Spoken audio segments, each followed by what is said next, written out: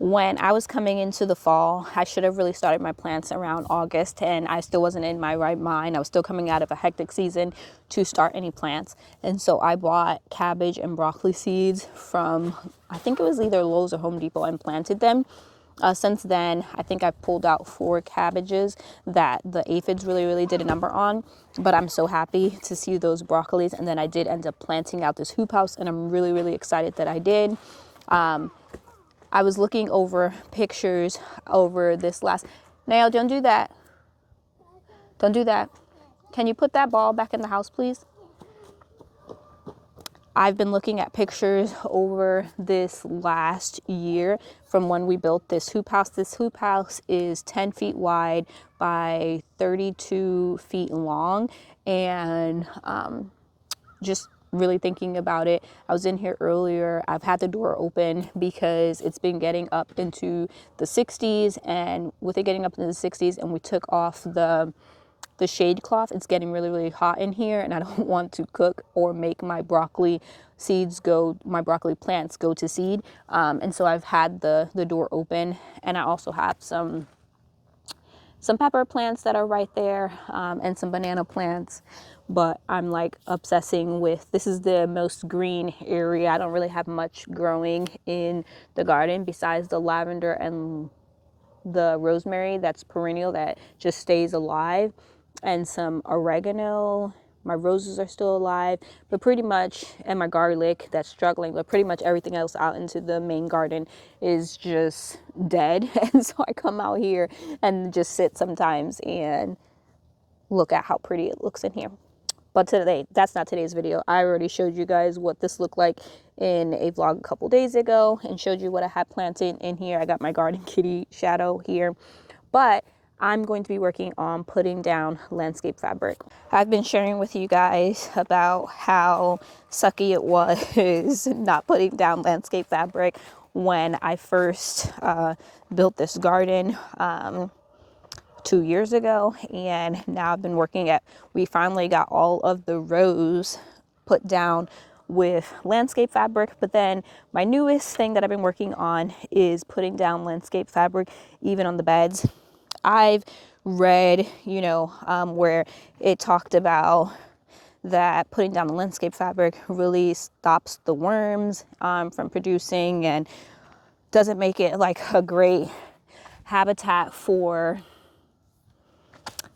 like soil life. But this is where I'm at with this subject. I've researched and watched other homesteaders put down landscape fabric. Granted, most of those were in-ground gardens. I have seen a few homesteaders, you guys, probably the same ones that you've seen.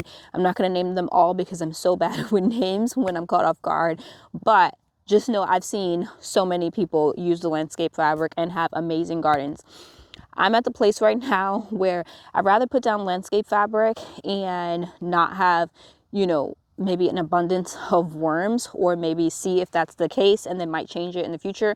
But I want to experiment with my garden myself. I don't really know if that's true because I've watched these other homesteaders have great success in their gardens, and they have landscape fabric. I've had landscape fabric on one part of my garden for the 2 years, a little more than 2 years that we've lived here, and there's absolutely no weeds. I'm more concerned right now with not having weeds in my garden than anything, just because the amount of like weeding is not my favorite thing to do. I'm pretty sure that is probably not anyone's favorite thing to do, and I just rather not have weeds in my garden and see about the soil health after this year than to try and go another year knowing that I'm going to set myself up for failure if I don't do something to not have as many weeds in my garden. And so I don't know about putting landscape fabric down on the whole garden, which I've seen, flower gardens do and market gardeners do. But for the most part, I'm putting down landscape fabric, and we'll just see how the garden does. I know one of the things is like, not letting water be able to penetrate through, which I will say that I know that the landscape fabric, even in my pathways, does let water through, because I still sometimes, if it gets like a nick, the cat's like scratching here too big and there gets a hole, then weeds will start growing through. Or even if there's like soil that falls onto the ground, weeds will start growing through, and a weed seed falls, weeds will grow through. And so I know that it will let water through, and I'm planning on getting irrigation. I've already started in that process of getting irrigation. I'm going to start with my log raised beds and then work my way to the rest of the garden. We'll see about that. It's a really, really big garden. My garden is about, I say about 50 by 100 feet, but really I think it's about 40 by 90. I measured it 2 years ago, so I'm not really sure.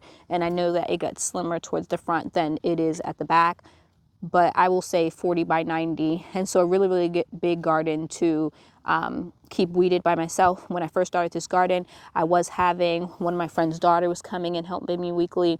My son was, he wasn't playing baseball at the time, so I had all my kids helping me. My husband had a different job. And so 2 years later, our whole lives have changed. My friend's daughter moved an hour away from me. My son's in college now, and so that changed. He's not really helping me as much as he was when he was just not in college. And then, so yeah, really basically, oh yeah, my husband got a new job. I don't know if I said that, which is he's away from the homestead. So all of that to say, a lot of things have changed. I'm going to be, for the most part, managing this garden by myself, and to be able to make it manageable, I'm made the decision that I'm putting down landscape fabric in these beds. So just so we clear that up at the beginning of this video. And I know I'll probably get a comment which saying that it sounds like I'm defending my choice, and really I am explaining my choice to you, because I know I'll get somebody that's, you know, that will say about the landscape fabric or different things to try and stuff like that.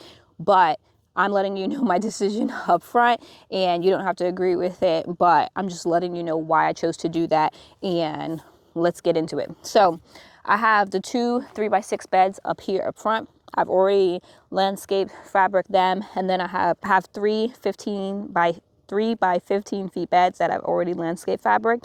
And then I was working on a 4th one, but then it got dark and then it rained for 3 days, and so I didn't really get to finish. But this video is sponsored by Vivor. I've worked with them plenty of times when I've built my hoop house. The plastic is from, the greenhouse plastic is from them. The landscape fabric that I laid underneath the greenhouse and some here in the garden is from them. My metal shelves inside my house is from Vivor. But I'm working with them again to lay down more landscape fabric. This time, yes, I am doing some of the beds, but right now I want to take a break from doing the beds because it's a little more tedious, and work up front. This is the area immediately at the front or the back of my garden. It's probably about, I think it's 8 feet away from the fence is how I did it. And these are blueberry bushes right here, and you can kind of see where this is how I first laid this down. That didn't have anything because I had tried to plant bulbs there, but it just ultimately turned into a weedy mess. You can kind of see that ant pile. But right here I had laid down cardboard and then a lot of wood chips. You can kind of still see the wood chips, but then see weeds growing through them. I'll of course have a discount code if you're in the market for landscape fabric or anything else on their site. I'll leave it down in the description box, and I'll probably pin a comment. But that is a 3 foot by 300 foot roll. I've worked with that roll in the past, I think, or maybe the one in the greenhouse was 4 by 300. But the reason why I chose 3 by 300 this time was it was the fabric that I was using between my beds, because I think I chose 30 inches between my bed, and they don't come with like 2.5 feet, but 3 feet. I can take off the 6 inches or fold it in half. This area right here, I'll probably need about, I want to say 3 slivers, because I am going to overlap this area right here. I'm going to have to cut a hole for these blueberry bushes, because I am going to try and put the landscape fabric around them. I do have a, I don't call it, is it like a blowtorch, a butane kind of fiery thing, is which I've been using to put down the landscape fabric. Let me go get it. Previously, I had just been using a lighter, but I got one of these on Amazon. You just turn it and then you spray it in like that, and then fire comes out and I can burn the landscape fabric that way. And that's what I've been using. This makes it so much easier than using a lighter. Sometimes the lighter would blow out, and this has, you can like put it from low to high. This is not sponsored. I literally ordered this off of Amazon to be able to specifically burn holes in this. When I first put this here, I thought that I would have a beautiful, I planted like hundreds of daffodils, thought that I would have like a beautiful flower patch up here. And for the first year, it did have lots of beautiful daffodils, but that was when it was no weeds. Then daffodils, they don't last throughout the whole summer. And so then they died and weeds took over. And I haven't seen much daffodils right now. I see probably like 3 bulbs, and I'm just gonna sacrifice them and I'm covering them because yeah, weeding is not my thing. So let's get started. I am gonna just go ahead and roll out this long piece, and then I don't know if I'll start from this way or that way. Let's just get into it. I just removed this plastic, and this looks so creepy. This is ants, and they're moving all around right now, but I creeped myself out when I moved this plastic and saw this.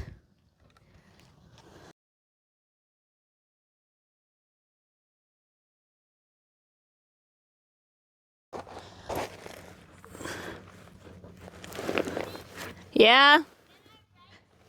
What? Yeah?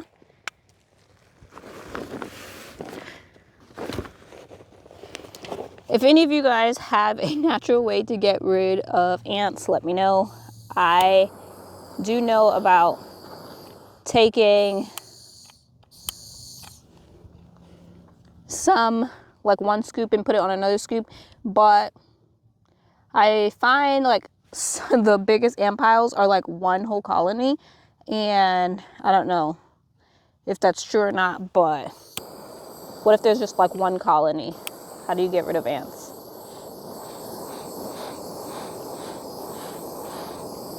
This is not working as smoothly because this landscape fabric is completely drenched, and so it's not wanting to burn.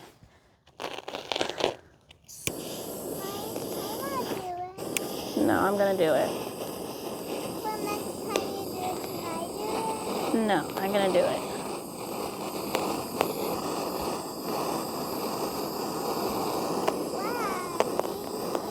Because it's fire. It's fire. I gotta burn myself. Well, I don't want you to burn yourself.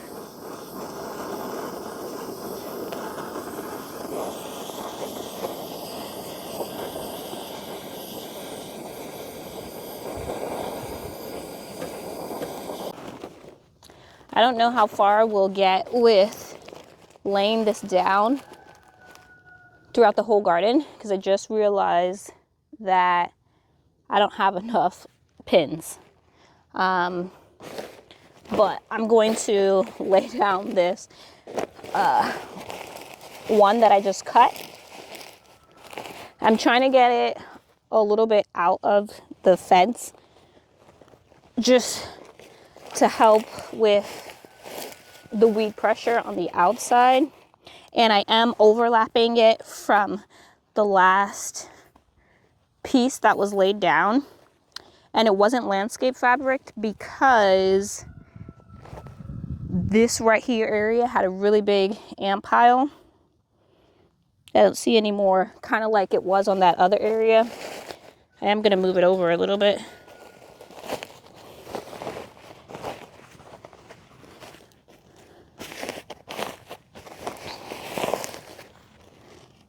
So I am gonna overlap it a little bit and then pin it down.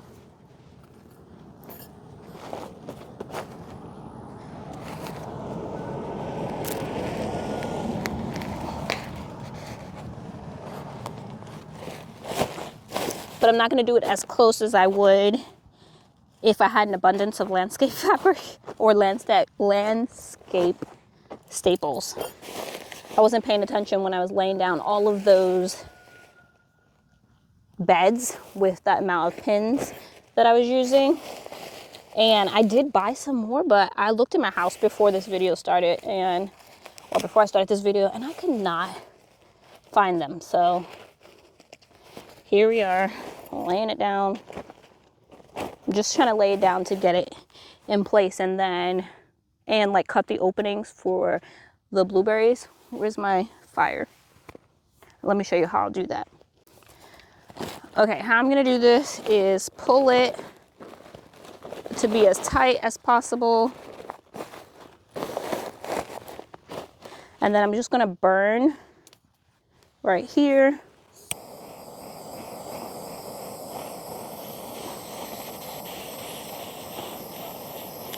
So kind of where I see that the plant root, where the plant's root is.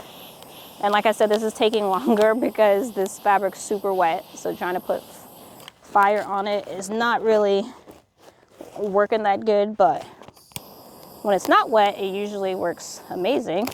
Now that I got it pinned in throughout the length, I'm going to go ahead and, that was like out of breath. Go ahead and, what is this called? I was about to say cut, but burn each slit down. And then if I have enough landscape fabric or landscape staples, I'm going to pin it closed around each blueberry plant. These haven't produced, they've been here 2 years, and they haven't produced any, well, I didn't say any. They have produced blueberries, but they definitely haven't grown a lot. They've grown taller, but not as bushy since I've had them. And I know that blueberries like really acidic soil.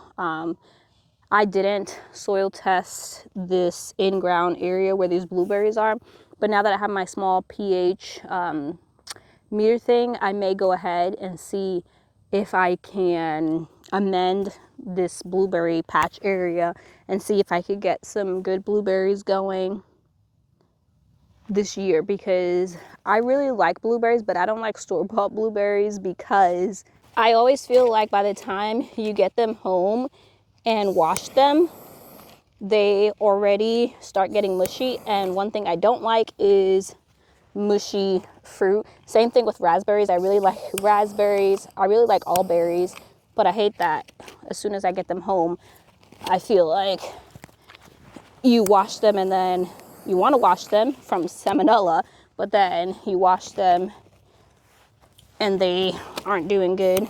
They get mushy and then no one wants to eat them. Ouch. So this right here, I can see from the base, is actually coming up separately. What is this? I was about to say, I don't know what kind of blueberry this is. This is a, wow, that's breaking. Okay. This is a tri-blue blueberry, and this is growing from underneath the soil. This one right here, that's kind of more red, is growing from underneath the soil. And so I don't know if this was put on, this blueberry plant was put on a rootstock, and then now this is a different blueberry planted. I don't know anything about blueberries. I did grow some pot blueberries in my last garden, but they never really produced fruit. So I'm gonna have to learn about blueberries this year. If any of y'all are successful at growing blueberries, have been, definitely let me know.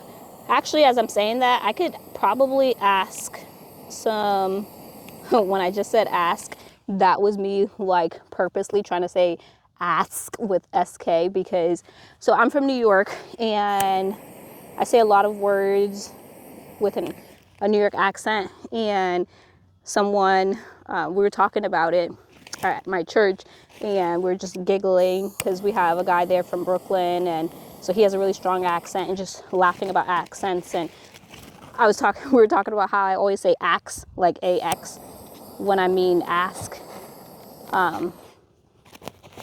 So anyway, I just purposely tried to say ask when that was completely not natural. That got me all off topic. I was going to say I can ask some people from my church, because there's a few women there that garden. One is a master gardener, and I'm pretty sure she has blueberries. And because I know that blueberries grow really well in South Carolina. And theirs are in ground. The people that I'm thinking about, they do have in ground. They're not potted, I'm pretty sure. So but if you guys have any recommendations, definitely let me know. Go out, Jade. Jade, go out. Go out. Don't jump. Aiden! Go out, out. Go out. Come on. So I finished burning holes throughout all of the landscape fabric down, and I've only found this much landscape staples.